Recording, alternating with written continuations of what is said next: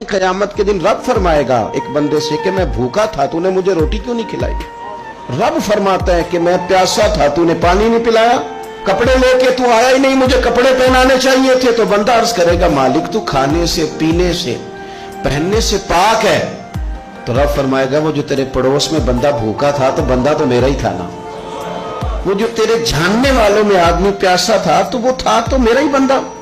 भाई गौर करेंगे आप बात पर, आप हुकूकुल इबाद का जो मसला है ना उसको आप समझें। हम लोगों ने समझ लिया कि बस ठीक है, खुल के मैं हाजी साहब कहलाऊं, खुल के मैं सूफी साहब कहलाऊं, मुझे लोग मुअल्लम कहें, मुझे लोग साहिब तकवा कहें और मुझसे लोग डिग्री लें। मैं लिख के दूं तो कोई नेक होगा, मैं लिख के दूं तो कोई नमाजी होगा। यूं ना कर, रब के बंदे हैं, इनसे प्यार करना सीख। अल्लाह की मखलूक के बारे में अपना रवैया